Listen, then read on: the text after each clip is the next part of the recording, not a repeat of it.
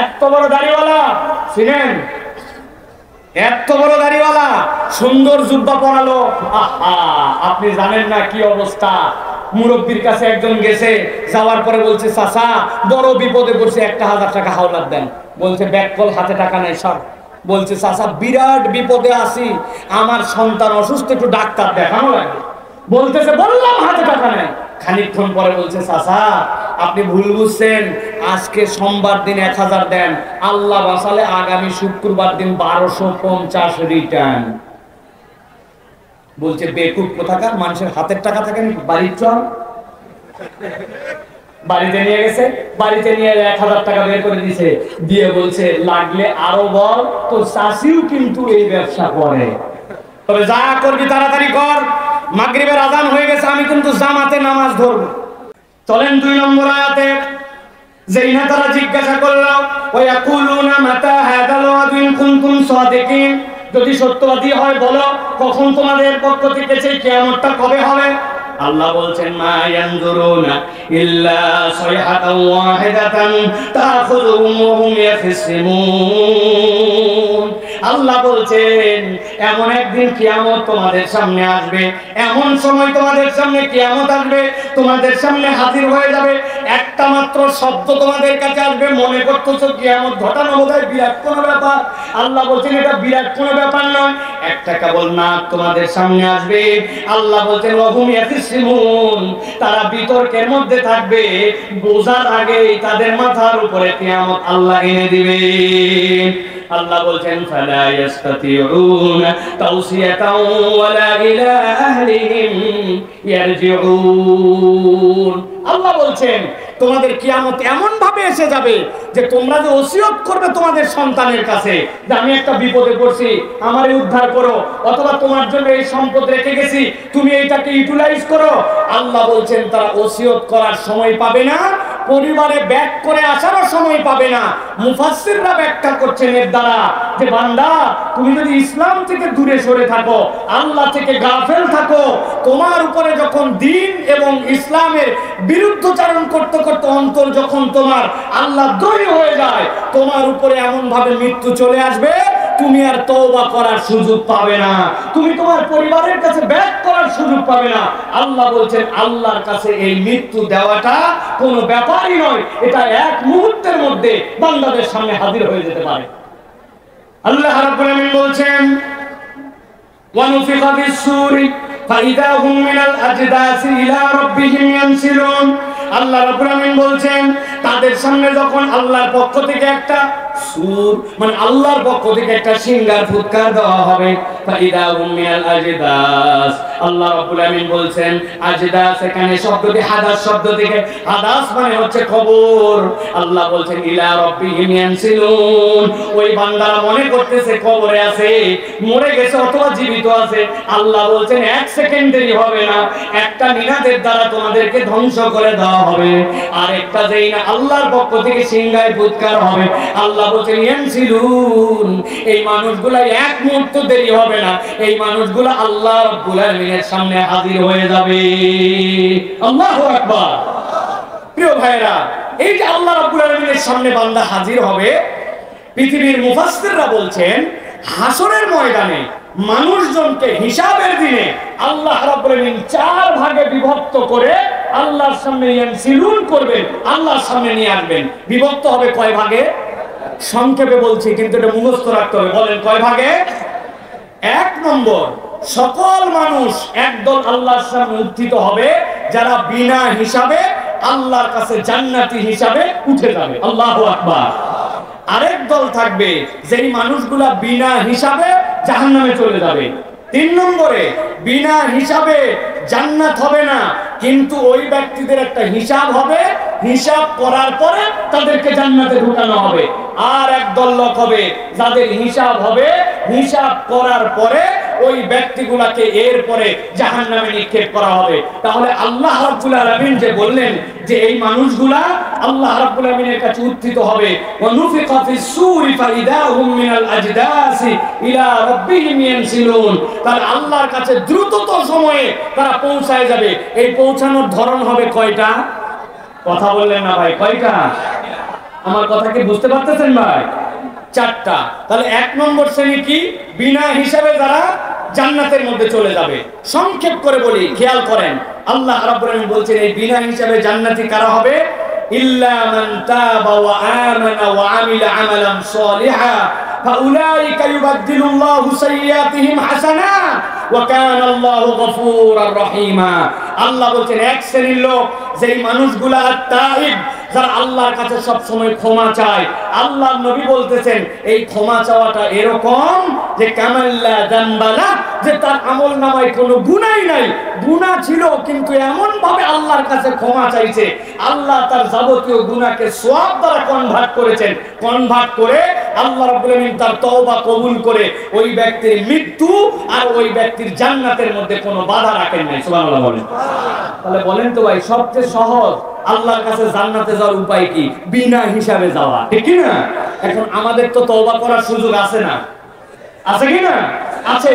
তাহলে এটা মুখস্থ রাখতে হবে যে বিনা হিসাবে জান্নাতীদের দলে আমরা অন্তর্ভুক্ত হতে চাই। আল্লাহ রাব্বুল আলামিন বলতেছেন ওয়াল্লাযীনা ইউহাদুনাল্লাহ ওয়া লা ইয়াদউনা ওয়া লা ইয়াবুদুনা ইলাহান গায়রা। আল্লাহ যে বললেন কাদেরকে আল্লাহ রাব্বুল আলামিন বিনা হিসাবে জান্নাত দিবেন, মুফাসসিররা ব্যাখ্যা করছেন তোমাদের মধ্যে যারা আল্লাহকে এক হিসাবে ডাকবে, আল্লাহ রাব্বুল আলামিনের সাথে কাউকে শরীক করবে না, আর আল্লাহ ছাড়া কাউকে ইলাহ মানবে না, এই ঈমান আছে যাদের, রব্বুল আলামিন তাদেরকে বিনা হিসাবে জান্নাতে ঢুকাবেন। সুবহানাল্লাহ বলেন। দুই নম্বর শ্রেণী যাদেরকে আল্লাহ রাব্বুল আলামিন বিনা হিসাবে জাহান্নাম দিবেন, কারা তারা? আল্লাহ রাব্বুল আলামিন বলছে وَمَنْ يَرْتَدِدْ مِنْكُمْ عَنْ دِينِهِ فَيَمُتْ وَهُوَ كَافِرٌ فَأُولَئِكَ حَبِطَتْ أَعْمَالُهُمْ فِي الدُّنْيَا وَالْآخِرَةِ وَأُولَئِكَ أَصْحَابُ النَّارِ هُمْ فِيهَا خَالِدُونَ। আল্লাহ সূরা বাকারা 217 নম্বর আয়াতের মধ্যে বলছেন সাবধান হয়ে যাও, হিসাব ছাড়া জাহান্নামে চলে যেতে হবে। দুনিয়ার বুকে যেই মানুষগুলো ইসলাম পেয়েছিল, দ্বীন পেয়েছিল, কিন্তু এই মানুষগুলো অতি পণ্ডিতি করে ইসলাম থেকে মুখ ফিরায় নিছে, আল্লাহর বিধান থেকে সরায় নিছে নিজেকে। আল্লাহ বলছেন যারা মুরতাদ হয়ে যাবে, আর ওই মুরতাদ যদি একবার কেউ হয় সে মৃত্যুবরণ করবে, তাহলে কাফের অবস্থায়। আল্লাহ বলছেন ফাউলাইকা হাবিতাত আমালুহুম ফিদ দুনিয়া ওয়াল আখিরাহ। আল্লাহ দুনিয়া আখিরাতে তার যত আমল আছে সবগুলাকে ধ্বংস করে দিবেন, আর এই ব্যক্তিগুলাকে রব্বুল আলামিন বিনা হিসাবে জাহান্নামের মধ্যে ঢুকায় দিবেন। অতএব দিনের বুঝ আসার পরে কখনো আল্লাহর দিক থেকে মুখ ফিরায় নেওয়া যাবে না। আমাদের অনেক মানুষ আছে আগে নামাজ পড়তে, এখন নামাজ পড়া বাদ দিয়ে দিয়েছে, আগে ইসলাম পালন করতে, এখন ইসলাম পছন্দ করে না, এরকম মানুষ আছে কিনা? মুসলমানের ঘরের সন্তান কিন্তু ইসলাম পছন্দ করে না, ইসলামের পক্ষে যারা থাকে তাদেরকে পছন্দ করে না। উপরে উপরে ইসলাম ইসলাম বলে, কিন্তু অন্তরের মধ্যে ইসলামকে লালন করে না। এরকম হাজার হাজার নামধারী মুরতাদ মুসলমান আছে। আল্লাহ বলতেছেন এই মানুষগুলাকে রব্বুল আমিন বিনা হিসাবে জাহান্নামে দিবে। নাউযুবিল্লাহ। আল্লাহ রাব্বুল আমিন কোরআনুল কারীমের মধ্যে বলছেন দুনিয়ার মানুষ। এরপর আরেক শ্রেণীর মানুষ আছে, যেই মানুষগুলা দুনিয়ার বুকে সওয়াব তার আমলনামা যেটা, ওইটা সে ঠিক মতো হিসাব মেলাতে পারে নাই, মনে করছে অনেক আমল করেছে, আমল অনেক করার দ্বারা তার কোনো ফায়দা হয় নাই, বরং আমলটা অনেক করার থেকে আমলটা যদি তার এমন হয় যে আমলটা তার জন্য ভারী, তাহলে ওই ব্যক্তির ওই আমলটা আল্লাহ রাব্বুল আলামিনের কাছে পছন্দনীয় হবে। কিন্তু ওই ব্যক্তি আমল করতেছে কিন্তু নবীর তরিকাকে তারা ঠিক মনে করে নাই, নবীর পদ্ধতিকে পছন্দ করে নাই, আল্লাহর বিধানকে আগে মনে করতো ঠিক ছিল, কিন্তু এখন একটু শিক্ষিত হয়ে জ্ঞানী হয়ে মনে করতেছে আল্লাহর বিধান ছাড়াও তো দুনিয়া চালানো সম্ভব। আল্লাহ বলতেছেন হাজার সে নিজেকে মুসলমান দাবি করুক না কেন, ওই ব্যক্তিটা আল্লাহর কাছে প্রকৃত ঈমানদার হতে পারে না। আল্লাহ রাব্বুল আলামিন এই জন্য বান্দাদেরকে বুঝ দিচ্ছেন, দুনিয়ার মানুষ ভালো করে বোঝো, সওয়াব তোমার যেটা হবে এইটা তোমার আমলনামার মধ্যে পরিমাণে বেশি নয়, বরং তোমার আমলনামার মধ্যে এটা ভারী হতে হবে। সওয়াবটা যেন তোমার আমলনামার মধ্যে ভারী হয়। রব্বুল আমিন বলছেন বান্দা যদি তার সওয়াবকে আমলনামার মধ্যে ভারী হিসাবে দেখতে যায়, তাহলে আপনার আমার প্রত্যেকটা আমলের সাথে কমসে কম 3টা গুণ যুক্ত হওয়া লাগবে। আমল অনেক দেখাচ্ছে লাভ নাই, আমলটা ওজনদার যদি করতে চায় আল্লাহর কাছে, তাহলে এইটা মর্যাদা পাবে। কেউ যদি তার আমল ওজনদার করতে চায়, 1 নম্বর তার দায়িত্ব হবে ঈমান সহ বান্দার আমল করা লাগবে। আপনার ঈমান নাই, আপনার যত আমল করেন না কেন আল্লাহ রাব্বুল আলামিনের কাছে ওই আমলের দাম নাই, ঠিক না? আমাদের অনেক মানুষ আছে তার যে ঈমান নাই এইটা তার বোঝার মতো যোগ্যতা নাই, কথাবার্তা আচরণে সে ঈমান থেকে খারেজ হয়ে গেছে। নামাজের ইসলাম পছন্দ করে, রোজার ইসলাম পছন্দ করে, যাকাতের ইসলাম পছন্দ করে, কিন্তু যেই না বলা হয় আল্লাহ রাব্বুল আলামিন চোরের বিধান দিয়েছেন কোরআনের মধ্যে, আল্লাহ রাব্বুল আলামিন জিনার বিধান দিয়েছেন কোরআনের মধ্যে, আল্লাহর আইন আল্লাহর এই দুনিয়াটাও চলুক, ওই ব্যক্তি তখন পছন্দ করে না। এইরকম নামধারী নামাজি হাদিস সাহেব গাজী সাহেব আমাদের সমাজে আছে কিনা? ভালো করে এটা পরিষ্কার করতে হবে। তাহলে আমলকে ভারী করতে হলে ঈমান লাগবে। 2 নম্বর কি লাগবে? যে আমলকে যদি ভারী করতে চাই তাহলে নিয়তটাকে বিশুদ্ধ করা লাগবে। নিয়ত কি করা লাগবে? বিশুদ্ধ নিয়ত লাগবে। নিয়ত যদি সহি না হয় তাহলে আমাদের জন্য এটা আল্লাহ রাব্বুল আলামিনের কাছে ওজনদার আমল হবে না। আর 3 নম্বর যে আপনাকে আমলটা করতে হবে নবীজি সাল্লাল্লাহু আলাইহি ওয়াসাল্লামের পদ্ধতি অনুযায়ী। নবীর পদ্ধতিতে আমল না হলে ওই আমলে ওজন হয়, বুঝে বলেন হয়? এটা যারা বলছেন হয় না, এই মানুষদের মধ্যেও আমাদের মধ্যেও ঝামেলা আছে। ভাই আপনাদের কাছে একটু জিজ্ঞাসা করি, আপনারা জীবনে জানাজার নামাজ পড়ছেন ভাই? ঈদের নামাজ, বুঝে বলেন ঈদের নামাজ? এখন বলেন তো ভাই, ঈদের নামাজ বড় হয় নাকি আমাদের জুম্মার নামাজ বড় হয়? জুম্মার নামাজের জামাত বড় না ঈদেরটা? কথা বলেন। ডান পাশে যারা আছেন আপনারা বলেন না, ঈদের জামাত বড় না জুমা?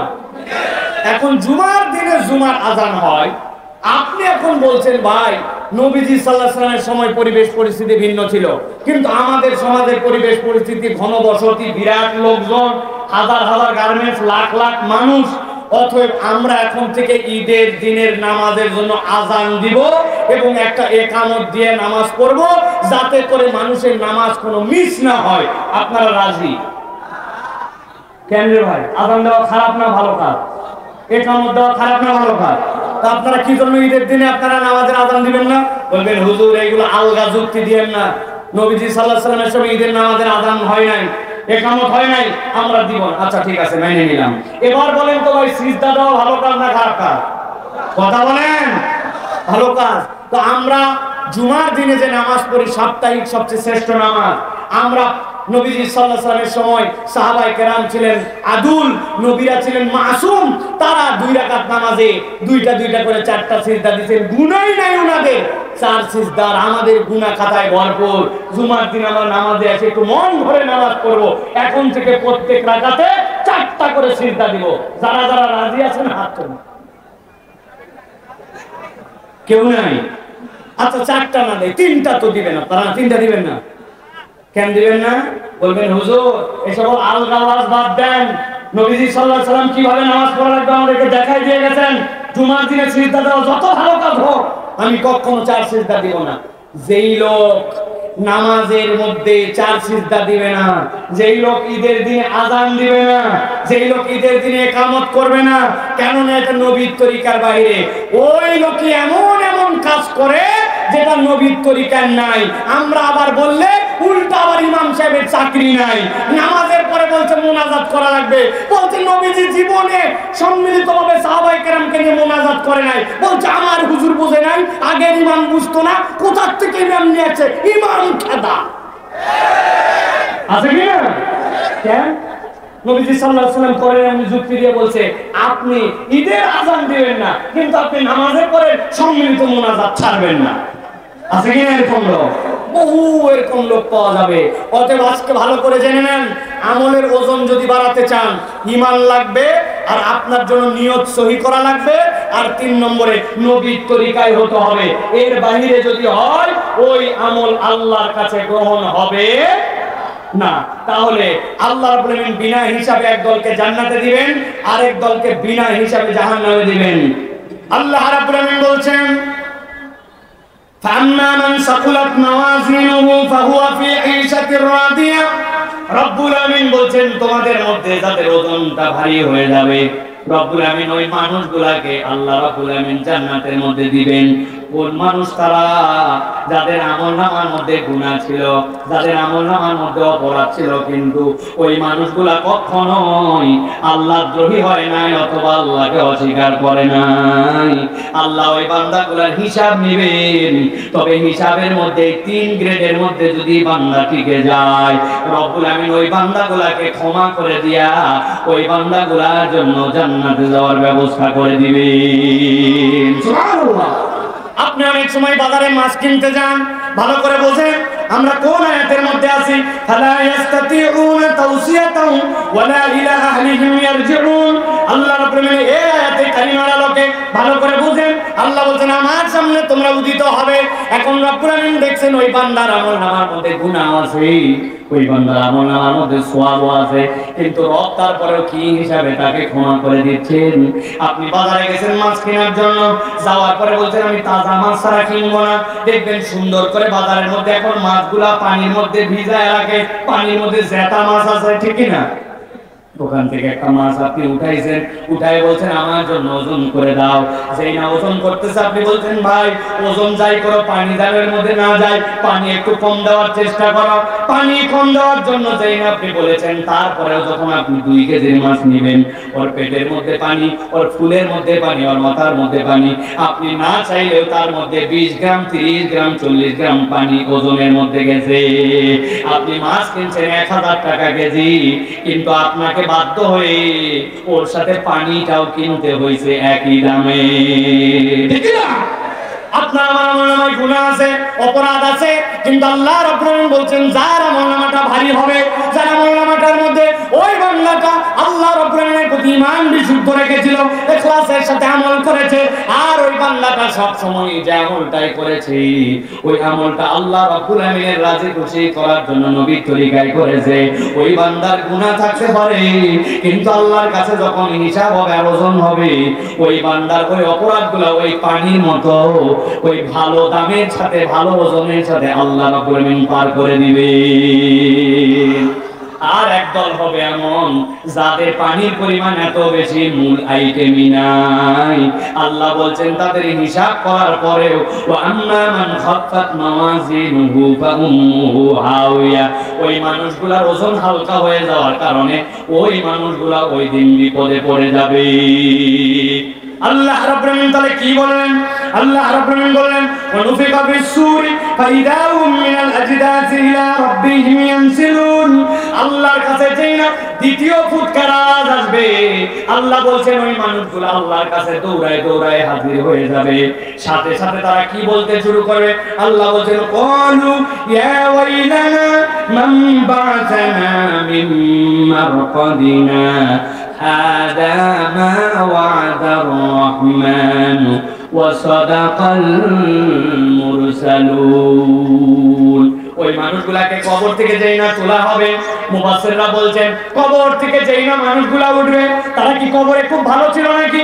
না, কবরে ভালো ছিল না, কিন্তু কবর থেকে এর পরবর্তী যে স্টেপ, ওই স্টেপটা এত ভয়ঙ্কর হবে যে কবরে থাকা অবস্থাটাকে তার কাছে তখন মনে হবে এইটাই ভালো ছিলাম। সাথে সাথে লাফ দিয়ে উঠে বলবে এই আমাদের কি হলো, আমাদেরকে কে এখান থেকে জাগ্রত করলো, কে আমাদেরকে উঠাইলো? সাথে সাথে তাদের মধ্যে বের হবে হাযা মা ওয়া'দার রহমান, আমাদের কাছে আমাদের দয়াময় প্রভু তো দুনিয়াতে ওয়াদা দিয়ে রেখেছিলেন এরকম একটা দিবসের মুখোমুখি আমাকে হতে হবে। আর বলা হচ্ছে ওয়াসাদাকাল মুরসালুন, দুনিয়ার বুকে যত পয়গম্বর প্রেরণ করা হয়েছে ওই পয়গম্বরগুলার কথাও তো সত্য। সুতরাং আজকের দিনে যারা হম্বিতম্বি করবে, আজকের দিনে যারা পরকাল মুখে জিন্দেগি গঠন করবে না, ওই দিন যাওয়ার পরে ওই বান্দাগুলা নবীদের কথাও সত্য হিসাবে দেখতে পাবে, রহমানের ওই দিবস যে সত্য আল্লাহ সেইটাও তাদেরকে দেখায় দিবে। এই পর্যন্ত একটা পাঠ। মূলত এই জায়গাতে আল্লাহ সাদাকাল মুরসালুন যেটা বলেছেন, এটা এই জায়গার কথা নয়, এটা সূরা ইয়াসিনের শুরুর দিকের কথা। ও যা রাজুলুম মিন আকসাল মাদিনা, মদিনা থেকে একদল লোক আসলো। তিনজনের কথা আল্লাহ বলেছেন, তারা পয়গম্বর ছিল, তারা যে বার্তা দিয়েছিল মানুষজন তাদেরকে অস্বীকার করেছিল। আল্লাহ বলছেন বান্দা ওই দিন যাওয়ার পরে তোমরা বুঝতে পারবা আল্লাহ কিয়ামত যেরকম সত্য নবীর কথাগুলোও সেরকমই সত্য। চলেন এবার বাকি কথাগুলোর দিকে আমরা একটু আগাই ধীরে ধীরে। আল্লাহ রাব্বুল আলামিন বলছেন ইন কানাত ইল্লা সাইহাতান ওয়াহিদাতান ফাইদা হুম জামিউল লাদাইনা মুহদারুন। আমার রাব্বুল আলামিন বলছেন সেই নয় মানুষগুলা সাথে সাথে কিয়ামতের ময়দানে উঠলো। আল্লাহ রাব্বুল আলামিনের কথা যে সত্য তারা বুঝতে পারলো। আল্লাহ রাব্বুল আলামিন বলছেন তোমরা কি মনে করছো রব্বুল আলামিনের কাছে তাদেরকে হাজির করা খুব কঠিন ব্যাপার? না, রব্বুল আলামিনের কাছে তাদের কাছে হাজির করা একটুকু কঠিন ব্যাপার নয়। আল্লাহ বলছেন ইল্লা সাইহাতান, একটা যেই না হাত ডাক উঠবে সাথে সাথে আল্লাহ তাদের কাছে হাজির করবেন। মুফাসসিররা ব্যাখ্যা করছেন কিয়ামতের দিনে কেউ হাসরের ময়দানে স্বেচ্ছায় যেতে যাবে না, রব্বুল আলামিন তাদেরকে ফেরেশতাদের দ্বারা এবং এই ফুৎকারের দ্বারা সেই জায়গায় হাজির করায় দিবেন। আল্লাহ রাব্বুল আলামিন এই জন্য বলছেন তোমরা যে জিজ্ঞাসা করতেছো আর মনে মনে ভাবতেছো এই দুনিয়াটা মস্ত বড়, যেমনি ইচ্ছে তেমনি চলো, কিয়ামত কবে হবে দেখা যাবে না। আল্লাহ বলছেন এরকম চিন্তা করো না। তাফসীরে তাবারির ভিতরে আছে আল্লাহ জিজ্ঞাসা করেছেন এই আয়াতের দ্বারা মূলত ওয়ালা ইন সাআলতাহুম মান নাযালা মিনাস সামাই মান ফাহিয়া বিহিল আরদা মিন বাদি মাউতিহা লা ইয়াকুলুনাল্লাহ। আল্লাহ বলছেন তোমার সামনেই তো তুমি জমি পড়ে থাকতে দেখো, জমির মধ্যে এমন ভাবে খটখটা, এর মধ্যে কিছু হয় সম্ভব না মনে হয়, অথচ অবাক হয়ে দেখা যায় আসমান থেকে বৃষ্টি আসছে। কোথায় ছিল তার অঙ্কুর, কোথায় ছিল তার ছাড়া? ময়দানটা ঘাসে ঘাসে ভরে গেছে। এমন তো দেখা যায় যেগুলা বিলের মধ্যে বিল শুকায় যায়, যেই না নতুন করে পানি আসে কোথা থেকে যেন রেণু আর কোনায় এসে বিলকে বিল মাছ দিয়ে ভরে যায়। আল্লাহ বলছেন আসমান থেকে পানি দিয়ে যেই আল্লাহ এক মুহূর্তে তোমার সামনে জমিনকে জীবন দিয়ে দিতে পারেন, ওই আল্লাহর কাছে তুমি মৃত হওয়ার পরে হাজির করানো একটা শব্দের দ্বারা কোনো কঠিন বিষয় নয়। ঠিক না ভাই? এই দুনিয়াতে যদি আমরা দেখি আমাদের চলা, আমাদের লাইফস্টাইল, আমাদের যত ধরনের যা দেখতেছি এইগুলোর মধ্যে যে এখন দৈন্যতা, এইগুলোর মধ্যে যে উদাসীনতা, এটার অন্যতম কারণ আমাদের পরকালহীন জিন্দেগি। ঠিক কি না? এই জন্য সালাফরা উদাহরণ দিতেন। আমি আমার ভাষায় অনেক সময় বলি দুনিয়া লাগবে কি লাগবে না? দুনিয়া লাগবে কি না ভাই? দুনিয়া লাগবে, কিন্তু দুনিয়া লাগাতে যে যদি আমরা এমন আচরণ করি যে আমরা দুনিয়া আখিরাত উভয়টাই হারাই ফেলি তাহলে বড় বিপজ্জনক। এক লোক নাকি বলছে আই লাভ ইউ ওয়াটার। কি বলছে? একজন বলছে ব্যাককল মানুষ বলে আই লাভ ইউ ওয়াইফ, তুই বলিস আই লাভ ইউ ওয়াটার। বলছে না বলে উপায় আছে, আমি একজন জেলে মানুষ, আমি নৌকা চালাই পানিতে, আমি মাছ ধরি পানিতে, আমার জীবিকা সবগুলা পানিতে, আমার থেকে পানির মর্যাদা কে বোঝে? I love you water. এখন যেই লোকের কাছে এই কথা বলছে ওই লোক একটু ঘাড় তেরা ছিল। ও বলছে ব্যাকরণ, যাকে তুই ভালোবাসিস ভালোবাসার লোকের সাথে মিলন হওয়া লাগে। তুই থাকিস এই কোণার মধ্যে উঠে বসে নৌকার মাথায়, আর পানি থাকে কত নিচে, তাহলে তোর সাথে ভালোবাসার মিলন হলো কেমন? ওই কি করা লাগবে? ওই এই ধর তোর হাতে একটা শাবল দিলাম, এই শাবল দিয়ে নৌকার তলা ফুটা কর। বলে ফুটা করলে কি হবে? গল গল করে পানি উঠবে, পানির সাথে তোর মিলন হবে। এইসা পানির প্রেমী ও এক শাবল দিয়ে নৌকার তলার মধ্যে দিছে ফুটা করে, গল গল করে নৌকা দিয়ে পানি উঠতেছে, আর উপরে বসে থাকে উনি বলতেছে আই লাভ ইউ ওয়াটার। বুঝে থাকলে বলেন তো ভাই, নিজের নৌকার তলা ছিদ্র করে যদি বলে আমি পানিকে ভালোবাসি, তাহলে ওই নৌকা সহ ওই লোক সহ জাল সহ ডুববে না বাঁচবে? ভালো করে বুঝে রাখবেন, সারা জীবন উদাহরণটা মনে রাখবেন। সালাফরা বলতেছেন দুনিয়া তোমার লাগবে, কিন্তু তোমার যে অন্তর, ওই অন্তরটা যদি ফুটা করে ওর মধ্যে দুনিয়া ঢুকাও, তাহলে তোমার দুনিয়াও বরবাদ, আখিরাতও বরবাদ। রব্বানা আতিনা ফিদ দুনিয়া হাসানা, আল্লাহ শিখাইছেন, তবে এই হাসানাটা পরকালমুখী, কখনো অন্তর ছিদ্র করে দুনিয়াকে আশ্রয় দেওয়া যাবে না। ঠিক না? বলছি তো ঠিক, কিন্তু কাজের বেলায় গেলে তো ঠনঠনা ঠনঠন। নিজের দোকানের সব মাল হালাল বৈধ, কিন্তু এমন দুনিয়াদার বলতেছে ভাই আপনার মতো সেনা লোক বলে কেনা দামে দিলেন। জীবনে দেখে নাই, ওরে বলছে সেনা লোক, দাম দিছে 500 টাকা বেশি, বলছে কেনা দামে দিলাম। হালাল মাল সেনা লোক কেনা দামে বলে হারাম ব্যবসা করে, এরকম লোক গাজীপুর কাশিমপুরের নাই আছে? আরো বলে কি, আপনি আমার বোনের কাস্টমার, সকাল 11টা, এর আগে 30টা কাস্টমার গেছে বিক্রির জন্য, বলছে বোনের কাস্টমার মানে প্রথম কাস্টমার, এই জন্য ভাই আপনাকে দিচ্ছি। এমন মৃত্যু, হালাল মাল 2 নম্বর করে, তাহলে ওর অন্তর দুনিয়া ঢুকছে, মাল হালাল, লোক হালাল, কিন্তু তার কার্যক্রমটা হারাম। এরকম লোক আছে কিনা? বুঝে বলেন আছে কিনা? এত বড় দাড়িওয়ালা ছিলেন, এত বড় দাড়িওয়ালা, সুন্দর জুব্বা পরালো, আপনি জানেন না কি অবস্থা। মুরব্বীর কাছে একজন গেছে, যাওয়ার পরে বলছে চাচা বড় বিপদে পড়ছে, 1000 টাকা হাওলাত দেন। বলছে ব্যাগ কল, হাতে টাকা নাই সব। বলছে চাচা বিরাট বিপদে আছি, আমার সন্তান অসুস্থ, একটু ডাক্তার দেখানো লাগবে। বলতেছে বললাম হাতে টাকা নেই। খানিকক্ষণ পরে বলছে চাচা আপনি ভুল বুঝছেন, আজকে সোমবার দিন 1000 দেন, আল্লাহ বাঁচালে আগামী শুক্রবার দিন 1250 রিটার্ন। বলছে বেকুব কোথাকার, মানুষের হাতের টাকা থাকে নাকি? বাড়ির চল, বাড়িতে নিয়ে গেছে, বাড়িতে নিয়ে 1000 টাকা বের করে দিছে, দিয়ে বলছে লাগলে আরো বল, তো চাষিও কিন্তু এই ব্যবসা করে, তবে যা করবি তাড়াতাড়ি কর। মাগরিবের আজান হয়ে গেছে, আমি কিন্তু জামাতে নামাজ ধরবো। আসরের নামাজ পড়ে আসে, দাদনে সুদে টাকা লাগায়া মাগরিবের নামাজ আবার জামাতে পড়তে চায়। এত বড় দাড়িওয়ালা টুপিওয়ালা আব্দুল্লাহ আব্দুর রহমান নামধারী এরকম মুসলমান আছে কিনা? আপনাদের এলাকায় আছে? আমার আল্লাহ রাব্বুল আলামিন বলছেন ইন কানাত ইল্লা সাইআতান ওয়াহিদাতান ফাইদা হুম জামিউল লাদাইনা মুহদারুন। এই বান্দা, একটা শব্দের মাধ্যমে আমার সামনে তোকে হাজির করব, আর তুই আমার হুকুম না মেনে ধান্দাবাজি করে দুনিয়ায় পার পাইছিস। দুনিয়া তোর কয়দিনের রে? পালায় গেছিস না হয় এখন দুনিয়া ছেড়ে, বাংলাদেশ ছেড়ে ওই পারে, কিন্তু কবর থেকে পালানোর সুযোগ আছে না? ব্যাংকে টাকা রাখলাম আমরা, এসআইবিএল যাওয়ার পরে বলে 10,000 টাকার উপর দেওয়া যাবে না। আরে কি সাংঘাতিক কথা, কয়েক লক্ষ টাকার লোক 10,000 টাকার উপরে দেয় না, কয় আমার টাকা নাই। টাকা কি হলো? টাকা করছে মানি, এটাকে বলে মানি গেম। এক ব্যাংকের থেকে নিছে 50 কোটি টাকা, নিয়ে আরেক ব্যাংকে ওর 100 কোটি টাকার ঋণ আছে, ওইখানে 50 কোটি টাকা শোধ দিছে, দিয়ে বলছেন দেখছেন 100 কোটি টাকা আছে তাই কি 50 কোটি টাকা যখন তখন আপনাকে দিতে পারি, তো কি করা লাগবে? কয় আরো 200 কোটি টাকা দেন। কই যে বেটা 50 কোটি দিতে পারো, 200 কোটি দিলে সমস্যা কোথায়? ওই 200 কোটি নিয়ে আরেক ব্যাংকে 500 কোটি আছে, ওই জায়গায় মেরে দিছে 100 কোটি, দিয়ে বলছি রে বাবা রে বাবা, 100 কোটি রিটার্ন দিতে পারে, 500 কোটির লোক কোনো ব্যাপার না, কি করা লাগবে? কয় 2000 কোটি দেন। এরকম করে মানি গেম খেলে দেশের টাকা সবগুলা পাচার করে দিয়ে এখন দেশে নাই, মনে করছে বাপ রে বাপ দেশের বাইরে, ধরা ছোঁয়ার বাইরে। আল্লাহ বলতেছেন দেশের বাইরে হলেও আল্লাহর ধরা ছোঁয়ার বাইরে তুমি নও। আল্লাহর সামনে যেতে হবে কিনা ভালো করে বুঝেন। উদাহরণটা বোঝানোর জন্য বললাম, কারো প্রতি বিদ্বেষ থেকে বললাম না।